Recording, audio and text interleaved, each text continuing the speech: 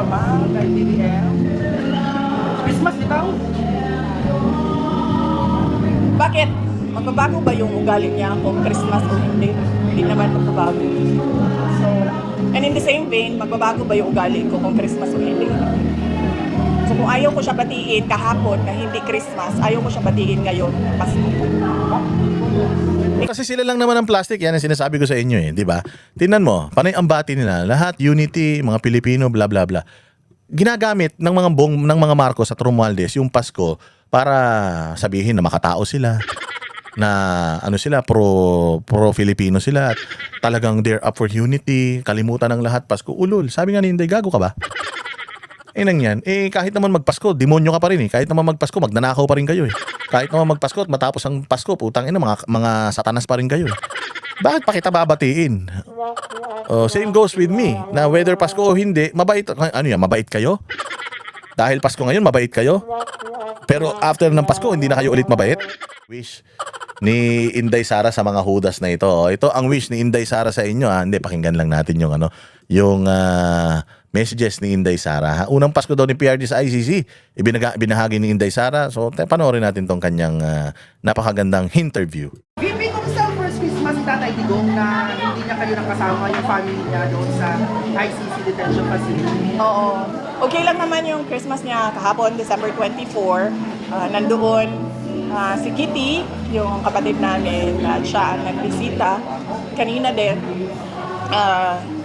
pinakita ko yung video call ni Kitty para masabi niya sa inyo kung ano yung message ni dating Pangulong Rodrigo Duterte ngayong Pasko. Nag-video call kayo lately, VP, kahapon, Tatay Digong? Wala kaming video call. So, Ito na naman tayo eh. Putang ina, tanga talaga to. Alam mo, ito sa totoo lang Sino ang organizer nito? Inday, pasensya na. Dito kasi pag tama palapakan, pag mali banatan eh. I-interview na si Inday, patugtog pa kayo ng patugtog eh. Hinaan nyo na yung tugtog, patayin nyo na yung tugtog para marinig si Inday. Walang iya naman kayo. Ang lakas-lakas pa nung tugtog nyo para kayong mga ano rin eh. Isaglit lang naman to interview ni Inday. Pahinaan mo konti kasi nagsasalita si Inday doon. maka telephone call lang. Ano na pag-usapan niyo? Ay, ganon? Yung kahapon or ngayon? Wala. Bawal ang video call, so pwede lang kami mag-telephone call, pero hindi pa kami nagkausap ngayong Christmas. So, kumusta yung pag-visit mo sa HPP? Ayan tinan mo. This family helped Marcos Jr. to become president. Nung nakaraang November 1, sabi nga natin papaanong naatim mo to go to your father's grave na alam mo na yung naglibing sa tatay mo, pinadala mo sa ICC para doon mamatay. Ganyang kademonyo si Bongbong Marcos.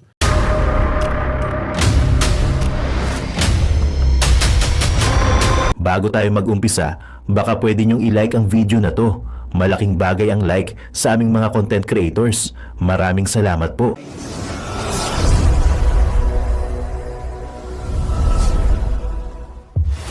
However you wanna twist it, si Father, 14 taon, 14 years siyang nagdroga at pari na siya, nagdudroga pa siya. So, sabi niya out of curiosity, ulul, walang out of curiosity na 14 years kang susuyop ng droga, tarantado. Ang ina, nagustuhan mo yan, adik ka, pinakinabangan mo yan, ulul ka, 14 years, curious ka. Tarantado, pag curious ka, sandali lang. Pag nakita mo na, okay na yun. Hindi eh. Kung tayo na yan, 14 years, gumagamit ka, sabi mo, mas maganda pa ba sa marijuana? Puta, nagshabu ka. Curious ka, may mas maganda pa ba sa shabu? Talagang utak adik ka, mantakin mo, nasarapan ka sa marijuana. Nasarapan ka sa chonke, mali palang banggitin yun, nasarapan ka sa chonke, tapos gusto mo pa ng mas masarap sa chonke, naghanap ka pa. At nung may nakita ka mas masarap sa chonke, yung item na yun, naghanap ka pa ng mas masarap doon. Ang tawag doon, puta, sagad na adik ka. Hindi ka nag-explore. Hindi ka nag-explore dahil curious ka. Nag-explore ka kasi adik ka. Ganun yun, mantakin mo, pari ka na, sumusuyop ka pa. Ayan, at dahil dyan, may Christmas message. Putang ina dyan. May Christmas message, Bongbong Marcos. Sabi ko, ibang klase talaga yung mga demonyo. No? Sabi ko, meron palang Christmas ang mga demonyo. Ang alam ko, yung mga demonyo, wala namang Pasko yan eh. Kasi ang sineselebrate natin pag Pasko, ang Diyos eh. O demonyo to si Bongbong eh. Bakit bumabati ito ng maligayang kaarawan ng Panginoon? Ang Panginoon nito, pera. Ang Panginoon nito, si Satanas. Ang Panginoon nito, si Judas. Papaanong bumabati ng Christmas? Ngayon ikaw, kung ikaw isang Pilipino, ang demonyo, binati ka ng Merry Christmas, tas tinanggap mo. Putang ina, wala na, Satanas ka na din. So ang pamilyang Satanas. Ito katulad nito yung genes nito ni Bongbong. Ano ang genes ni Bongbong? Magnanakaw ang genes ni Bongbong. Bakit? Nanay niya magnanakaw, tatay niya magnanakaw. Yung mga ganyang bagay. Oo, basta ang isang lahing magnanakaw, lagyan mo ng pera, nanakawin yan. Kasi lahi niyan magnanakaw eh. Pero kung yung lahing magnanakaw, halimbawa yan si Bongbong, yung lahi niyan, mga magnanakaw si Imelda, magnanakaw si Marcos Senior, magnanakaw din siya, di ba?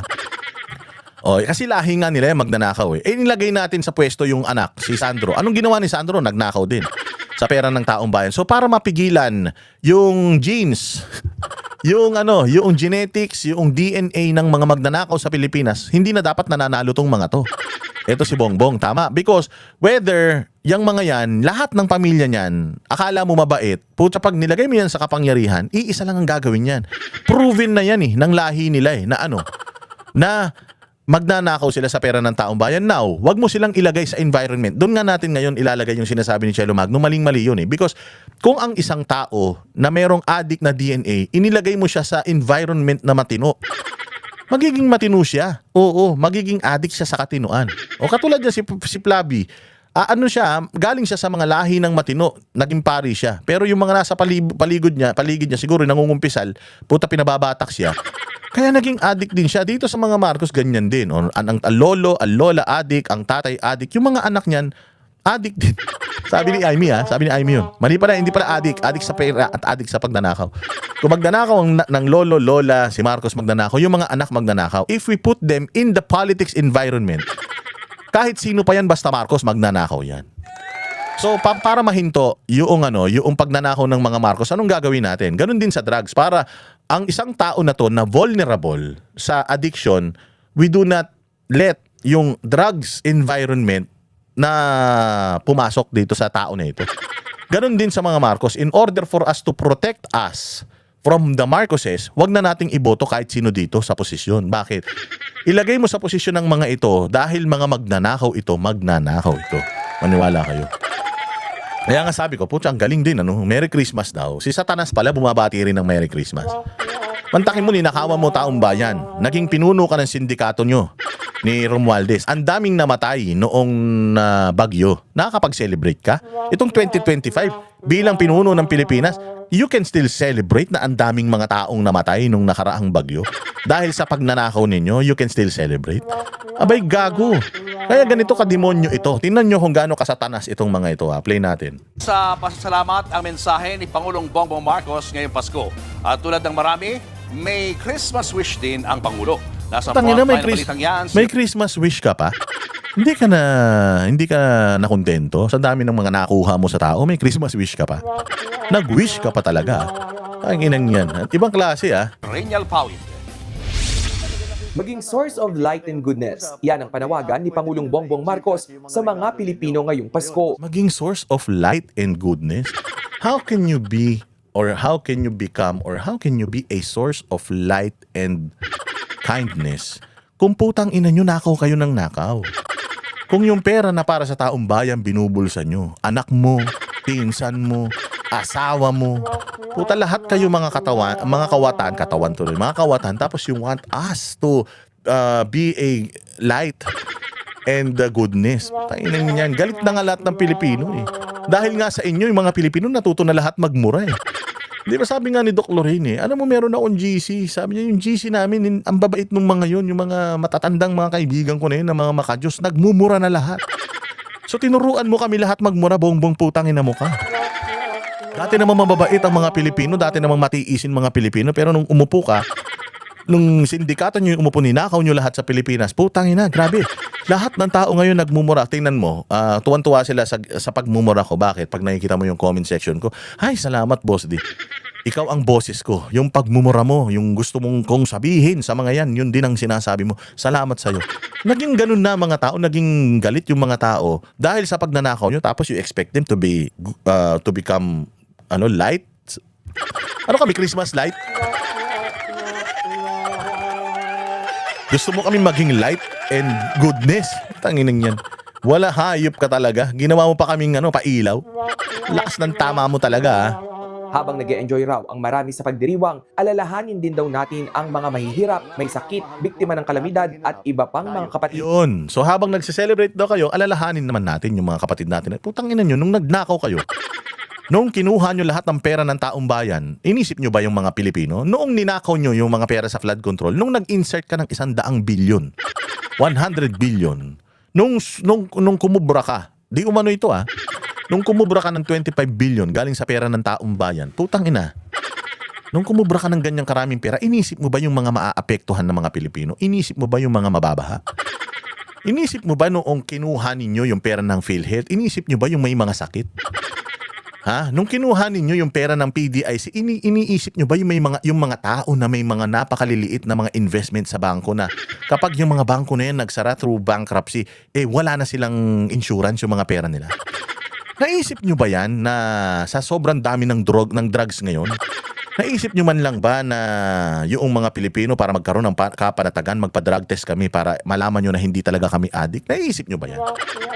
Na habang umiinom kayo, nagpa-party, kumukubra kayo ng mali-malitang pera, habang kayo ay sumisinghot ng droga, di umano. Naiisip nyo ba na may mga Pilipino na namamatay sa gutom, sa hirap, walang makain, nalulunod sa baha, namamatay sa ospital, walang gamot, walang makain? Naisip nyo ba yan? Putang ina nyo. Mga demonyo talaga kayo. Paskong Pasko, pinipeste nyo yung mga tao. Dapat hindi na kayo nagbibigay ng mga ganitong mensahe. Kasi mga kawatan kayo. Mantakin mo, tatay mo, nanay mo, magnanakaw. Naisoli nyo na ba yung perang ninakaw ng tatay mo noong panahon ng paninilbihan niya rito ng mahabang panahon? Tapos you're wishing for all of us. You want us to think of yung mga less fortunate habang nagsasaya kami. Isang beses sa taon na nga lang kami magsasaya. Gusto mo stressin pa kami, isipin namin yung mga mahihirap, gago ka pala . Kung meron taong dapat nag-iisip sa mga mahihirap at i-lift yung kanilang buhay, putangin na mo, ikaw yun. Ikaw yun ang dapat gumagawa nun. So ikaw, habang ang saya-saya nyo dyan, habang kinikilig yung pamilya ninyo sa sarap ng mga kinakain ninyo at pagkatapos nung mag-iinuman kayo at sabi ni Amy, magdadroga kayo, iniisip nyo ba yung mga less fortunate na mga yan? Habang nagnanakaw kayo, inisip nyo ba yung mga less fortunate na yan? Yung ninakaw nyo, ibinalik nyo ba sa kanila? Nagpaka-Robin Hood ba kayo? Kaya wag nyo kaming iobliga na isipin namin habang nagse-celebrate kami, isipin namin yung mahihirap. Unang-una sa lahat, hindi namin responsibilidad yan. Ikaw may responsibilidad yan . Tarantado ka talaga kahit kailan ka . Ang iya ka, gusto mo na kami maging ilaw, gusto mo na pang isipin namin sa mga panahon na 500 nga lang yung 500 nga lang yung ibinudget nyo para sa pamilyang Pilipino, tapos sasabihin nyo nagse-celebrate. Wala halos nagse-celebrate ngayon. Mantakin mo, we had to parang ask for each other's help para lang makakuha kami ng pera at maibigay sa mga banateros na mga nag-apply sa amin na wala kaming pera.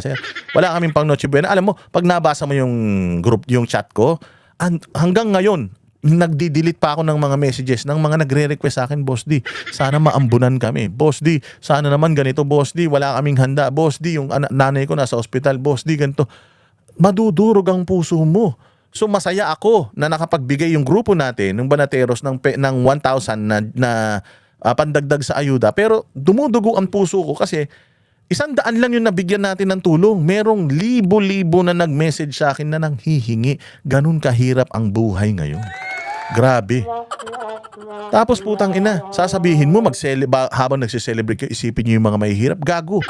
Isipin nyo yung mga mahihirap habang nagnanakaw kayong mga hayop kayo. Na nangangailangan.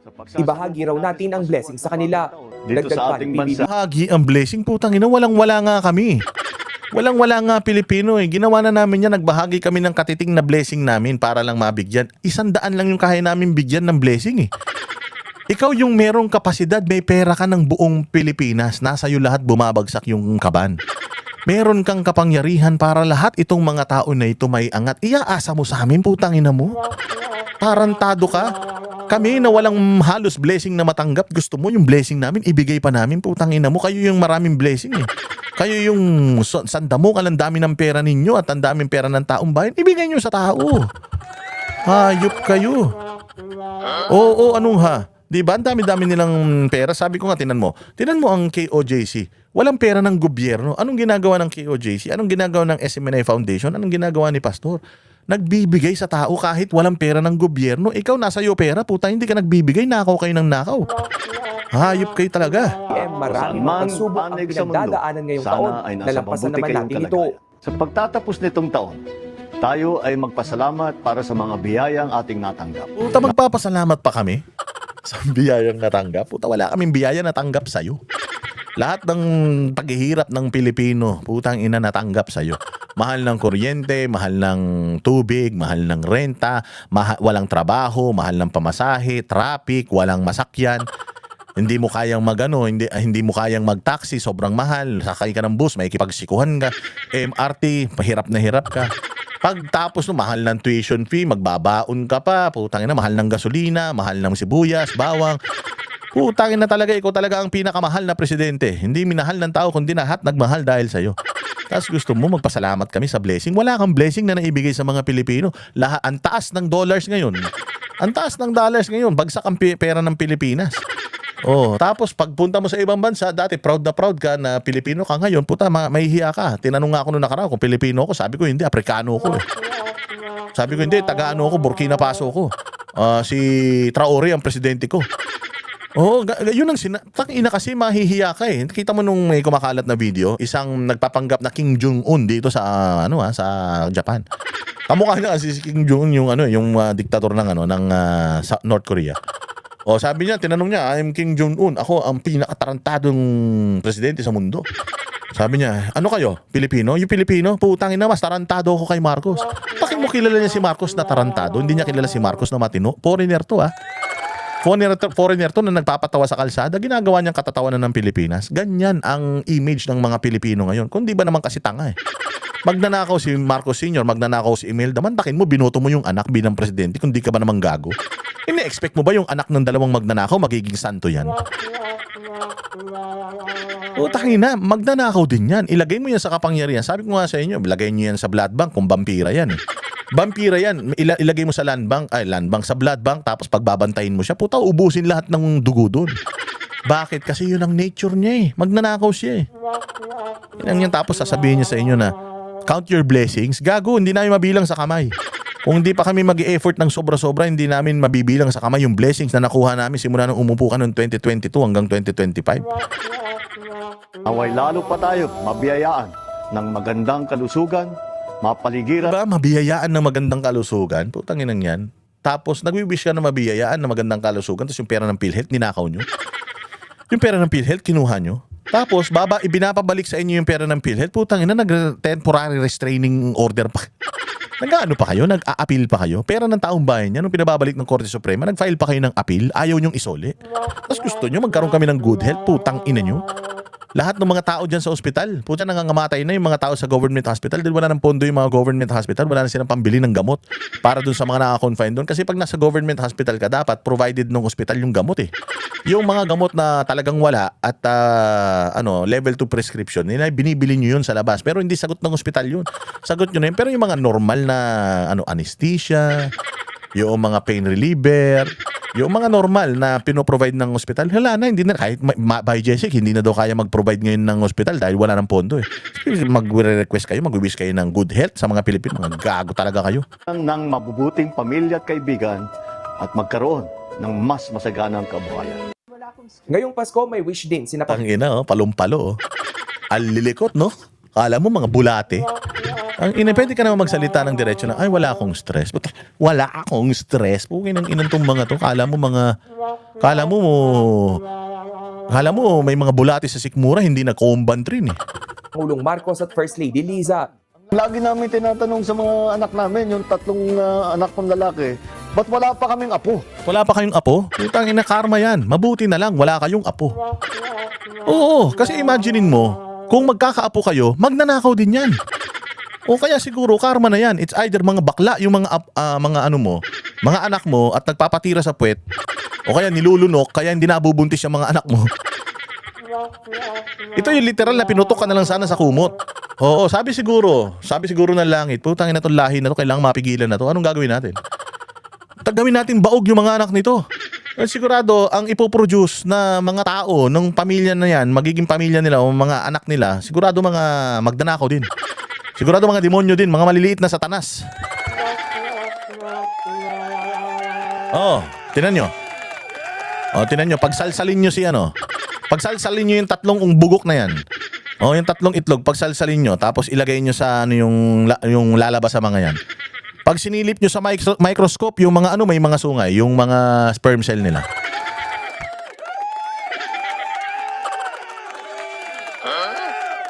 Oo, may pag sinilip mo, patingin nga ako ng sperm cell nito ni Sandro. Pagtingin mo, nagve-vape oh. Tapos may sungay. Mga demonyo, maliliit na demonyo yung pinoproduce niyan. Pagka yan, kahit mabait yung mga pangasawa nila. Pag pumasok yung demonyo, nabuo, putangin na, paglabas nun, maliit na demonyo. Palaki ng palaki yun, lahat yan, puros mga kawatan. So kung hindi pa sila nagkakaroon ng mga anak, blessing sa Pilipinas yan. Blessing yan sa mundo. Ayaw na natin magkaroon ng panibagong Hitler, di ba? Ayaw na natin magkaroon ng panibagong Hitler. Kaya nga si Hitler, putangin na, lahat ng lahi ni Hitler, tinitrace natin eh. Kasi putangin na itong mga to, dahil lahing mga mamamatay tao to eh. Ngayon dito, sabi siguro ng langit, magnanakaw talaga itong mga bongbong na to. Binigyan mo na ng pagkakataon, nagnakaw pa eh. Magnakaw talaga itong pamilya na to. Putulin na natin, putangin na, baugin mo. Kung di mo baugin, baklain mo, walang mga matris yan, hindi mabubuntis mga yan. Para siguro mapigilan na yung pagkalat ng lahi ninyo. Kaya it's a blessing. Walang nagtaka ka pa. Tama yan, honey. Joke lang yun ha. Tama yan, honey. Ano yan? Inan tong babae na to? Ano yan? Yan, honey. Sana all. Yan. Tama yan, honey. Sana all. Inan nyo, sabi nga ni Aimee, mga addict daw kayo eh. Paano kayo mag-aalaga ng apo kung mga sabog kayo? Sabi ni Aimee yun ha, hindi ko sinabi yun ha. Hindi pa man siya nagpa-drug test. Pag nagpa-drug test na itong mga to at negative sila, hindi na natin sila tatawagin addict, no? Pero hanggang di pa man nagpa-drug test mga to, safe to assume, mga addict sila, di ba? Kasi ayaw nila magpa-drug test eh. Kasi kung ako, sabihan mo ako, addict ka. Gagawin ko, magpa-drug test ako talaga. Kung alam kong hindi ako addict. Pero kung addict ako talaga, at sinabihan mo akong addict ako, okay, mananahimik na lang ako. Kasi alam ko, addict ako eh. Tama yan, honey. Sana all. Inang yan. Mabuti na lang din wala kayong apo. Paano kayo mag-aalaga ng apo kung ganyan yung mga utak nyo? Christmas wish ko. All boys ang anak ng dating Pangulo at First Lady, sina Congressman Sandro, Simon at Vincent.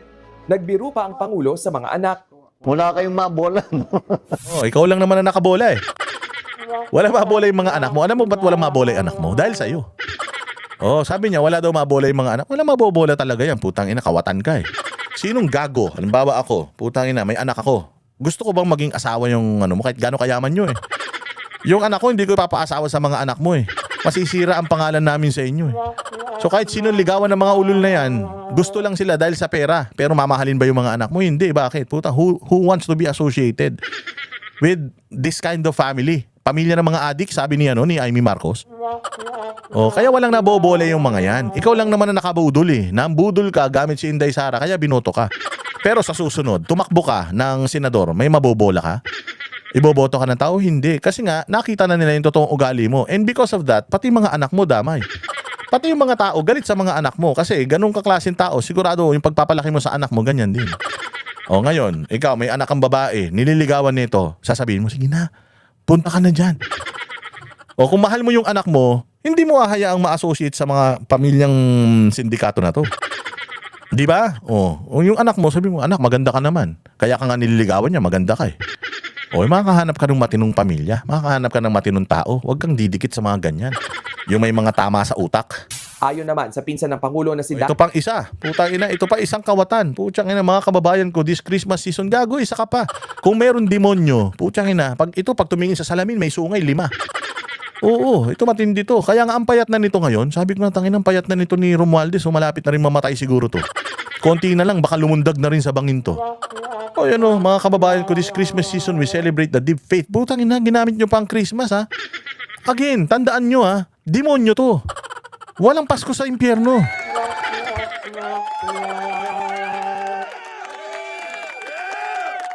O kung ang pinag-uusapan dito, Diyos, wala kayong Diyos. Ang Diyos nyo pera. Ang Diyos nyo, si Satanas. Walang birthday si Satanas. Si Jesus may birthday, December 25. Pero yung Diyos nyo na si Lucifer, walang birthday yun. Kaya huwag kayo nakiki-Merry Christmas ngayon dahil hindi kayo saklaw ng Christmas. Dahil ang Christmas, para yan sa mga taong may Diyos. Oo, para yan sa mga taong naniniwala sa Panginoon. Putang ina, ang Panginoon nyo, si Satanas eh. Nakikibati kayo ng Merry Christmas. Walang hiya, again ha, walang Pasko ang mga demonyo. Kaya nagbabati-bati, kung meron kayong panahon, mula January 1 hanggang December 23. Yung buong Christmas season, wala kayo, dapat natutulog lang kayo. Dahil puro kabutihan lang dapat ang iniisip natin. Yung mga masasamang tao kayo eh. Lumabas kayo sa January 1 na ulit. Mga hayop talaga tong mga to. Ating House Speaker Martin Romualdez, pinagbubuklod tayo ng Pasko. Magsilbi raw sana itong paalala na kahit sa mahihirap na sitwasyon ay may liwanag. Inan yan. Gago, mahirap yung sitwasyon mo ngayon kasi magnanakaw ka. Kaya ang hirap ng sitwasyon mo ngayon, wala nang liwanag yan, maniwala ka. Yung liwanag na nakikita mo, utay na Martin Romualdez, ito real talk lang.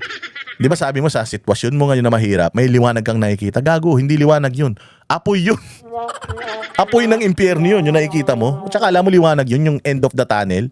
Yung end nung tunnel mo, tangi, si Lucifer na yun nandun yung Diyos mo. Wini-welcome ka na.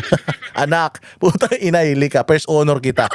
Puta, mas matindi ka kay Hitler, halika dito. Lumapit ka dito, puta, na ito na ang kaharian mo, papasuin na kita. Oo, yung light na yun na sinasabi mo, ayan, light always finds its way through. Gago, impyerno yun. Lumayo ka sa ilaw, lumayo ka sa liwanag. Putang ina, pag ikaw lumapit ka sa liwanag, Martin, maniwala ka, makikita mo lahat ng kamag-anak mo ron. Putang ina, reunion kayo doon lahat ng mga demonyo sa impyerno, maniwala ka. Si Akop nandun. Sabi ni Akop, Mr. Speaker, Mr. Speaker, bilisan mo. Puta inang init dito, mabuwas-buwas. Saman to sakit na nararamdaman ko, puta ina ka. Ikaw ang nagtulak sa amin dito na maging mga demonyo kami, ayan. Imbis sa langit ako mapupuntan, tagal-tagal ko sa serbisyo, ang ganda-ganda ng ginawa ko, puta naniwala ako sa iyo. Namatay ako ngayon, hindi ko na iuwi lahat ng mga insertion ko, hindi ko nadala rito sa impyerno, init-init dito, puta ina ka. Ikaw ang may kasalanan, hindi ka bubugbugin kita. Puta ina buhay ito, no? Ay, nako. Si House Speaker Bolji D naman nanawagan ng Saan pagkakaisa pa to? Putang ina, kawatan. Ay, Diyos ko po. O, ayan. Tingnan natin yung Diyos ko naman, nandito tayo sa tingnan naman natin yung wish ni Inday Sara sa mga hudas na ito. O, ito ang wish ni Inday Sara sa inyo. Hindi, pakinggan lang natin yung yung messages ni Inday Sara. Unang Pasko daw ni PRD sa ICC, binahagi ni Inday Sara. So, panoorin natin tong kanyang napakagandang interview. VP, kumusta ang first Christmas ni Tatay Digong na hindi niya kayo nakasama yung family niya doon sa ICC detention facility? Oo. Okay lang naman yung Christmas niya kahapon, December 24. Nandoon si Kitty, yung kapatid namin, at siya ang nagbisita. Kanina din, pinakita ko yung video call ni Kitty para masabi niya sa inyo kung ano yung message ni dating Pangulong Rodrigo Duterte ngayong Pasko. Nag-video call kayo lately, VP, kahapon, Tatay Digong? Wala kaming video call. So, Ito na naman tayo. Putang ina, tanga talaga to. Alam mo, ito sa totoo lang Sino ang organizer nito? Inday, pasensya na.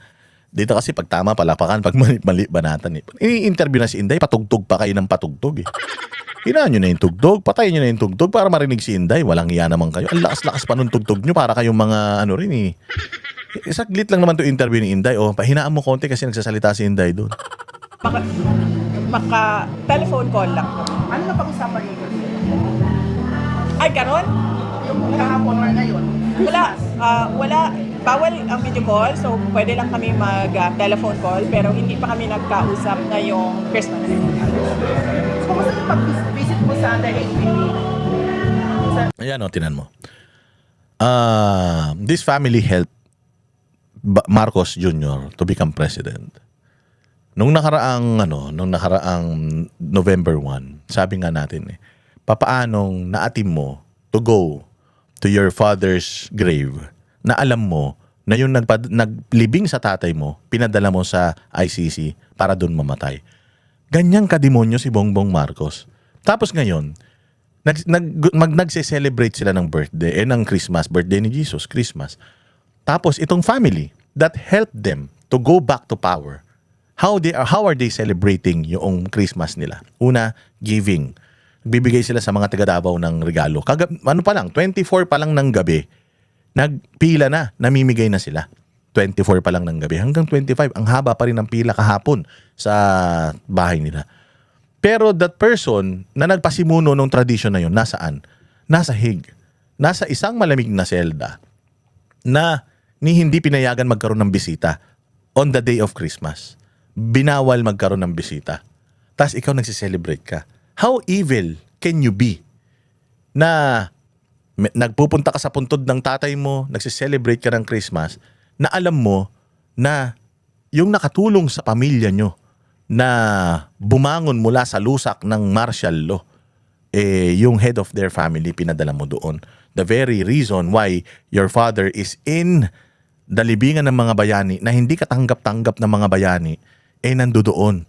Alam mo yun? Tapos, baliwala lang sa iyo yun. Ganyang kademonyo si Bongbong Marcos. Kaya huwag kayong maniniwala dyan na Merry Christmas, ang puso ay maging mabuti, magsilbing ilaw. Gago. Lahat ng kademonyohan ginawa mo sa panunungkulan mo. Tapos, you want us, you expect us to become light and goodness? Ang ina niyan. Sabi ko, ibang klase talaga ito si Bongbong. Satanas talaga. Ito nga sabi ni Inday, hindi pa kami nakapag-usap ngayong araw na ito kasi nga bawal pero after nyan sa 26 makikakausap na namin.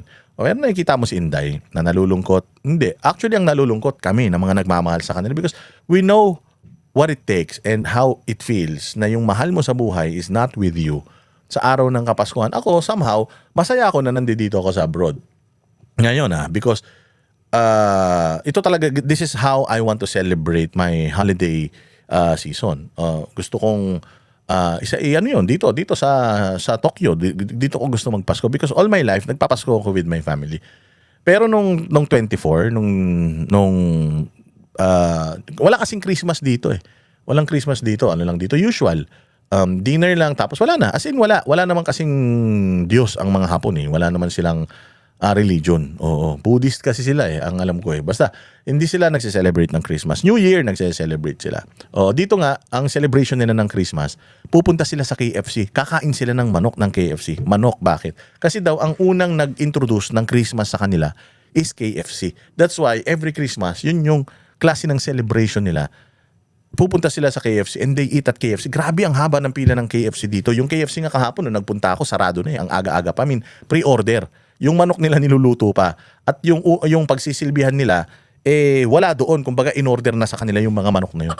So matotal, nung tumawag ako sa parents ko nung 24 to greet them, anong handa ninyo? Alam mo, somehow, in my heart, na although ito yung gusto ko na gawin sa Pasko at Bagong Taon, na sarap din na kasama mo yung family mo, 'di ba, na celebrate. Pero yun, katulad nga nito si Inday Saraw. Gusto nila makasama yung tatay nila. Alam ko si pare kong Bastel, lungkot na lungkot yun because this is the first Christmas na hindi sila magkasama. And kita mo pa rin naman sila. Tinuloy pa rin nila yung kanilang nakagawian. So, habang sese ng mga Marcos nagse-celebrate sa Malacanang na ang very reason why nandoon sila sa Malacanang is the Dutertes. Ito ang ginawa nila sa mga Duterte. Ganyan katraidor, kademonyo, kahudas yung mga Marcos na yan. Kaya wag na kayong maglalagay ng Marcos sa gobyerno. Ang haba nun Okay naman, madaming araw na nagkausap kami ni dating Pangulong Rodrigo Duterte at masaya ako dahil nabigyan kami ng ganyan na pagkakataon. Malungkot lang dahil siya ay nasa detention pero masaya ako dahil nabigyan kami ng ganyan na pagkakataon mag-ama na mag one-on-one at 1 hour and a half every day para magkausap. And okay na din yun, no? Na kahit pa paano, malayo man, nakakausap pa rin. Pero syempre, iba pa rin yun nandiyan yan. At lagi natin tatandaan, the reason why the Dutertes are in this situation is because of the Marcoses whom they helped. Yung Marcoses na inano nila, na tinulungan nila, sila ang gumawa nito sa mga Duterte. Ganyan ka, traidor yung mga yan. Wag natin kalilimutan yun. On the other hand, sa BICAM, na-restore yung budget, yung proposed budget ng Mobility na 8 million. Next question. Next question. Alam ko na yan. Next question. So, ngayong January, first week sa January, may pirmahan na yung 2026 national budget ni PBBM. Hindi pwede, uy, dapat before December 31, pirmahan ang budget. Otherwise, mag-reenact yan kung hindi pirmado by December 31. Tinan mo kung gaano katalino si Inday. Alam niya na if the budget, o if lumagpas ng 2025 yung budget, January 1 na, hindi pa napipirmahan, reenacted na dapat. Reenacted na kapag hindi pa. Kasi ngayon, pinalalabas nila, kunyari, nire-review ni Bongbong. Puta, kita mo nga, nagpapa-interview. Kita mo nga, tuwan-tuwa sila, kinikilig-kilig sila. Sabi nito ni Claire Castro, walang Pasko si Bongbong. Sabi ni Claire Castro, walang. Pero kita mo, tuwan-tuwa, ipapa-interview pa. Yan ba yung nagre-review ng budget? Di ba kanina, nakita nyo? Si Bongbong Marcos kinikilig pa. Yan ba yung nagre-review ng budget? Walang nire-review yan, tanga yan eh. So ngayon, kailangan hindi lumagpas ng 2025. Kailangan before 31, mapirmahan yan. Pag hindi napirmahan yan, reenacted budget. Pero tingnan nyo. Ang plano kasi nila, January pipirmahan yung budget eh. Tingnan mo kung gaano kagago, gaano kabobo. Sabi ni Inday, hindi pwede yun. Kapag kailangan before 31, pinipirmahan na yan. Kasi kapag January, overlap na, wala na. Yung yung batas na ginawa nila, wala na yan. Revert tayo doon sa luma, which is yung 2025 GAA. Doon tayo. Reenacted. Yun lang ulit yung basis natin ng spending ngayong 2026. Sabi ni Inday yun, tingnan mo kung kailan nila mapipirmahan yan. Loko-loko talaga yung mga yan eh. Anong meaning ng reenact? Reenact meaning ang 2025 budget will continue to take effect, will carry on. So dapat pirmahan siya before December 31. Sabi naman ang kanyang, first week of January, pipirmahan ni PBBM. Naambot sa ila ha. So, bawal ba yan sa lobby? No, sa batas dapat Diba? Ganyan kabobo si Bongbong. Ganyan kabobo si Claire Castro. Ganyan kabobo si Ralph Recto. First week of January daw nila pipirmahan. Which is according sa batas. Sabi ni Inday, bawal yun. Ambot. Hindi ko alam. Bawal yun eh. O, diba? Walang batas-batas sa mga putang ina mga demonyo. Sa mga hudas, walang batas. Sila ang batas. O, kita nyo kung paano kayo ginagago. Nasa batas yan ha, na dapat before the end of the year mapirmahan. Pero ano sa kanila? Next year na. Puta, ganyan ba masipag? Tapos sasabihin nyo, ano ka ba naman, Boss Dada? Pinag-aaralan nga mabuti eh. Kaya nga yan next year na, pinag-aaralan nga maigi. Ini-scrutinize nga. Gago. Wala pang presidenteng gumawa niyan na pumirma ng budget after 1 week after matapos yung taon. Putang ina niyan. Sabihin, masipag nga, chinecheck nga, hindi naman kaya ng ilang araw yun eh. O di na-reenact. Kaya nga merong batas na pag hindi na, hindi napirmahan ng 2025, reenacted budget yung gagawin eh. Yun, basta yun, reenactment. Oo, di ba yung gagamitin is yung previous budget eh. Kaya nga yun ang reenactment. Reenacted ang gagawin eh, reenacted budget eh. Kasi nasa batas yun eh. Tapos, i-disregard nyo na naman yung batas. Pipirmahan nyo sa first week of January. Putang ina yan, bawal nga yan sa batas.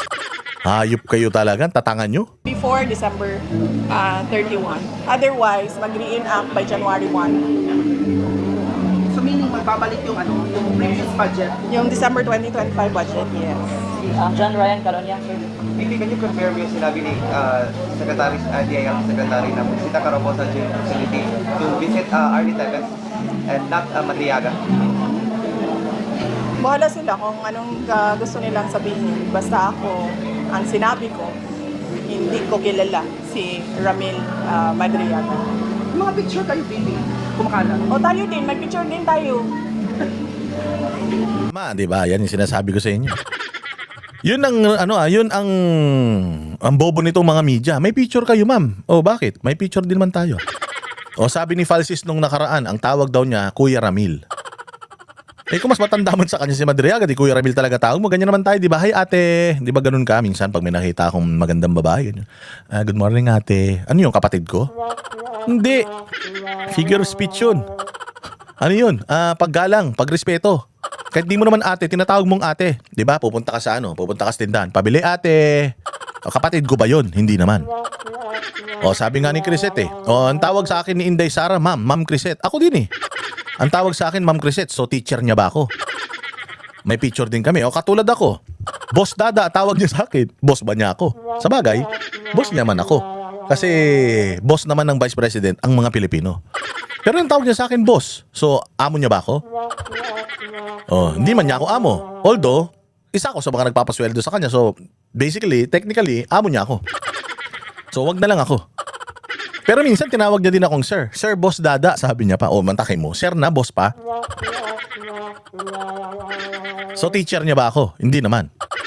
Oh, pag tinawag niya ako, Kuya Dada, oh, so kapatid ko siya? Mas matanda ako? Hindi. Katulad dyan, si Sir Jack, ang tawag niya sa akin, Kuya. Kuya Dada, oh, bakit Kuya? Hindi mo naman ako kapatid. Hindi naman ako ngongo. Oh. Talaga tatanga-tanga kayo. Eh, may picture kayo. Putang ina, gago. Lahat ng may picture sa akin, kakilala ko. Nagpunta ako ng Japan, libo-libo mga Pilipino nagpa-picture sa akin dyan. Sila, kilala nila ako, pero sila, kilala ko sila personal. Hindi. Oh, tangan nyo naman. Siyempre, personality ko, kahit sino may picture kasama ako. So, sabi ko nga sa inyo, kung ako may picture kami kasama ni Inday, tapos sinabi ko mag-boyfriend kami, maniniwala kayo? Papatol ba si Inday sa poging katulad ko? Inan nyo talagang mga media kayo, mga tanga kayo eh. So, yun yung sinasabi ko. Nakita nyo, di ba? Ako ang unang-unang naglabas nito ha. Kasi lahat sila, oh ano Madriaga, oh hindi naman pala ikaw binisita, si Arnie Tevez pala, bla bla bla. Ako nakita ko na kagad po, tangina may something to. Yung pagdidikit nila kay Inday kay Arnie Tevez may something to. Bakit? Si Arnie Tevez, terorista yun. No, I mean, he's not a terrorist, pero ginamit kay Arnie Tevez yung anti-terror law. Ginawa siyang terorista para ma-freeze yung mga assets niya. Tatandaan nyo, ginamit ni Boying Rimulya yun, wineponize niya yung anti-terror law. Ginawa niyang terorista si Arnie Tevez. So kung terorista pa ang tag kay Arnie Tevez ngayon, si Inday Sara, binibisita siya. Anong tawag kay Inday? Bumibisita sa terorista. O, di ba? Yun ang mangyayari niya. May masama silang balak dyan sa ipinalabas ni John Vic Rimulya na ang binisita niya si Arnie Tevez. Kinonfirm ni Inday. Ay, bahala sila kung anong kwento nila basta hindi ko kilala si Madriaga. Kasi alam ni Inday may palulutangin na bago. Ito si Rimulya at ang gobyerno na to, bakit binibisita niya si Arnie Tevez? Tingnan ninyo sa susunod. Sangkot na si Inday sa pagkamatay ni Digamo.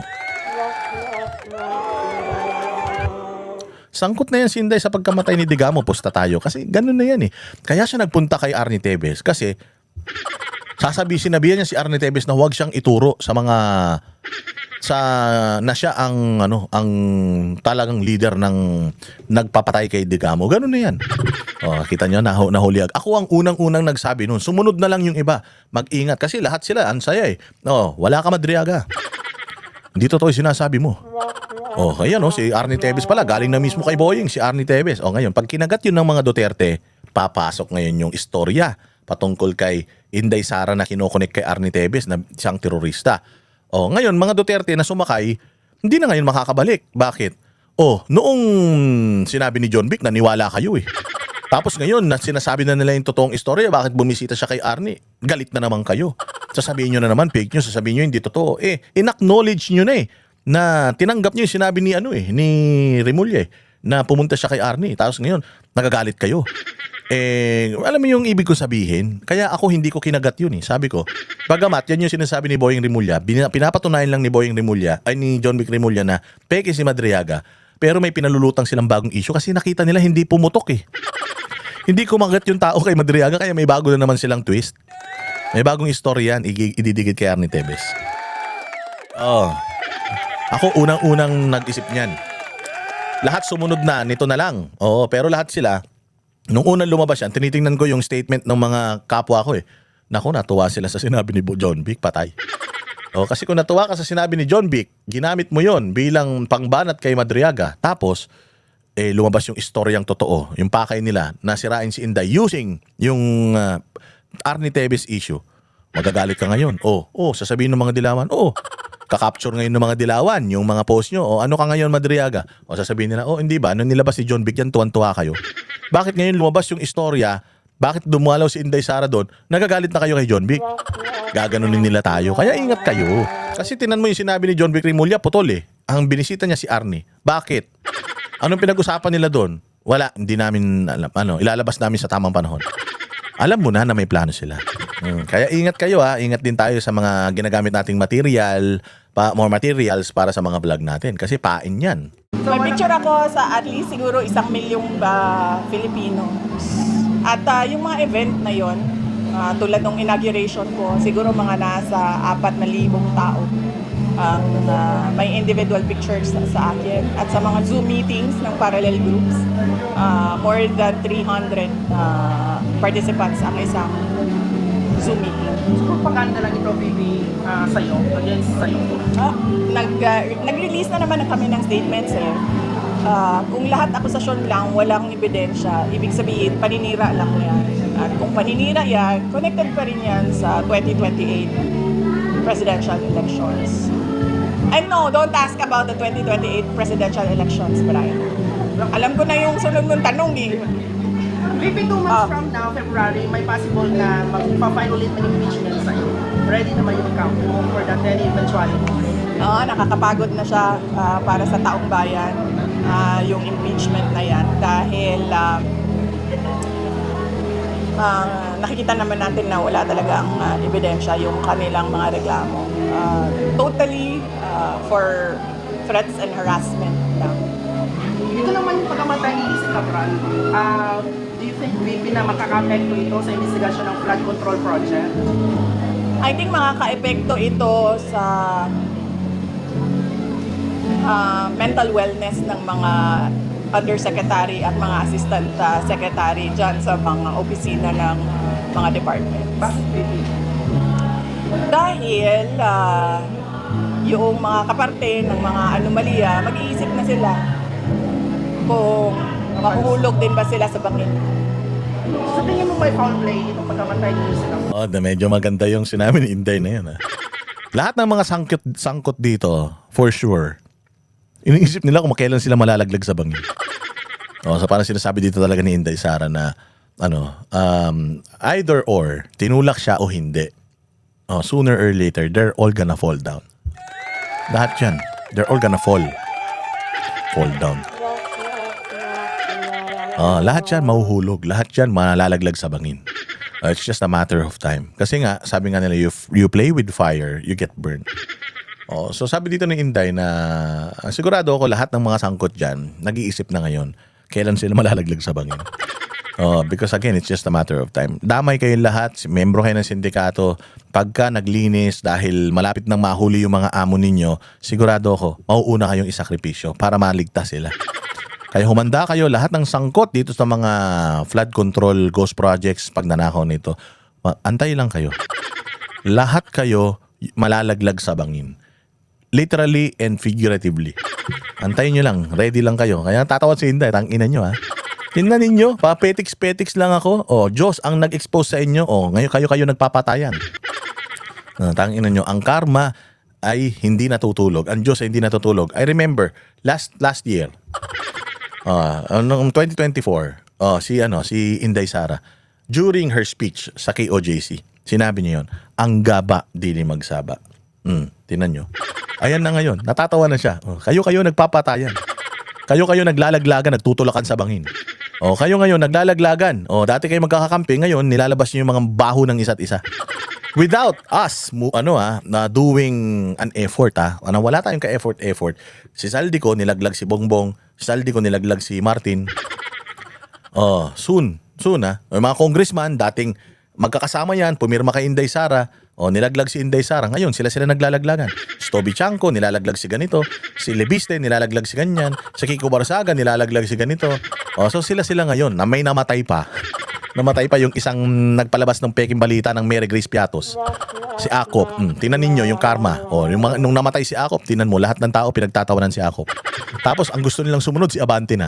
Alam mo yun, mga ganyan. So, without us doing anything, without us just sitting down, inaasar lang natin sila. Kita mo nangyayari sa kanila. Sabi nga nila kapag ka ang isang bahay na tinayo mo, hindi matibay ang pundasyon, tarantado yung gumawa. Palubog na yung Pilipinas, tulog ka pa rin. Sa loob lang ng 3 years, inumin, tayo na pinakamabilis pagdating sa robbery. Walang binatbat sa atin sa bilis, kahit yung mga ibang country. Nasa atin na yung new world record, the fastest corruption in history. Tapos proud pa sila, ganyan sila katatanga. Ang motto ni Bongbong, pababagsakin ko yung Pilipinas, manood ka. Ben, wag mo nang banatan si Bongbong, love namin siya Mga bobo! Una sa lahat ha? Maligo muna kayo. Vlog kayo ng vlog, di naman kayo naliligo. Tapos matulog kayo. Para bukas, pagising nyo, bibitayin ko kayo. Magbabawas tayo ng tanga sa mundo. Isipin nyo, isang malaking bus yung Pilipinas na umaandar sa kalye. Bago si Bongbong tanga yung driver ng bus tapos nabangga niya yung poste. Sino sisisihin nyo? Si Bongbong tanga na nagdadrive ng bus o yung poste? Siyempre yung poste! Mga bobo, mga kamote! Ganyan sila katanga, ganyan sila kapraning. Buti pa yung sakit, kayang gamutin. Pero yung tanga, kahit salaksakan mo ng sangkatutak na gamot, hindi nagagaling. Buti pa yung vice president namin, ganda-ganda. Matalino maganda po. Di katulad nito, mukhang tanga, inutil, bobo, walang silbi. Katabi niya na yung magnanakaw, hindi pa inuuli. Paano? Isa rin siyang magnanakaw eh. Ben, O bakit? Pangit. parang awa mo na, tigilan mo na kami. Maligo muna kayo para matigil na to. Hanggat di kayo naliligo, hindi kami titigil dito. Kaya yung mga ulo nyong walang laman, di na nadadampian ng sabon, nakatubig eh. Tapos yung mga suot nyong I love BBM nung eleksyon pa yata yan eh. Kaya nililibag na pati mga utak nyo eh. Ama naming Diyos na makapangyarihan sa lahat, salamat po sa iyong pagmamahal na hindi nagmamaliw. Sa gitna ng kaguluhan sa aming bansa, turuan niyo po kaming magtiwala sa iyong hustisya at hindi sa hustisya ng tao. Linisin niyo po ang aming mga puso at ituro niyo po ang tamang daan ng katotohanan at pag-ibig. Tulungan niyo po kaming maging ilaw sa gitna ng dilim at ipakita sa mundo na may pag-asa pa sa pangalan ng aming Panginoon Hesus. Salamat po sa pag-ibig po ninyo at salamat sa pagdinig ng aming mga panalangin at iligtas niyo po kami. Sa pangalawa po niyong pagparito at patawarin po kami sa lahat ng aming mga pagkukulang at pagkakasala sapagkat ito po ang aming samutiling sa matamis na pangalan ng aming Panginoon Hesus. Amen. Sa lumang silid, mag-isa kang tahimik. Walang kamera, palakpak ay wala na. Ngunit sa bawat pader ng bayang iniwan mo, may pangalan mong di na mabubura.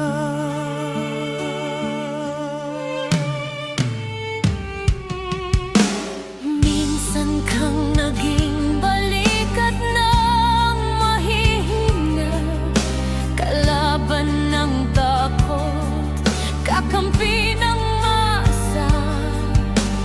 Di mo man laging nasabi ang tama, pinili mong ipaglaban ang madla. Hindi ka sakdal gaya naming lahat, pero tumindi ka nang walang pag-atras. At ngayong pagod ka na, tatay, kami naman ang sasalo ng bawat bigat. Hanggang sa dulo, ikaw ay mahal. Kahit papagod na ang iyong katawan, tatay, salamat sa iyong paglaban. Ngayon, kami naman hanggang sa dulo. Di ka namin iiwan. Ang kwento mo'y dala ng bayan.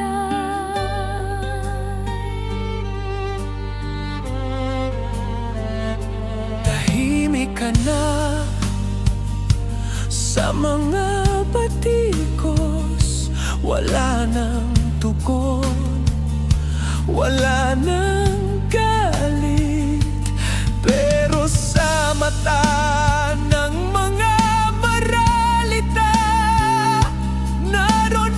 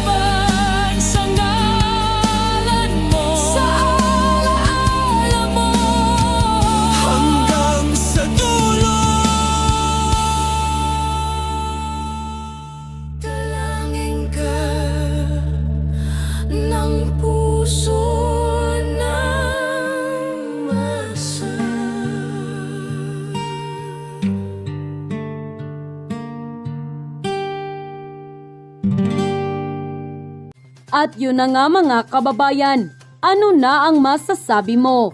Kung mayroon kayong hinaing at komento patungkol sa balitang ito, please comment down below. Pag-uusapan natin yan sa comment section. At kung nagustuhan nyo ang video, ay huwag kalimutang mag-like at i-share na din para mas marami pang makaalam at umabot ito sa marami sa ating mga kababayan. Maraming salamat po. Mabuti pa ang sardinas, may label. Eh tayo, wala. Nay, ito na yung bayad ko sa isa, ano? O, kunin mo yung isa. Isa muna, iyan, no? Tapos, isa pa, di ba? 4 dapat na sardinas, eh. O, yan. 3 na. Pang-4 na sardinas. Okay na.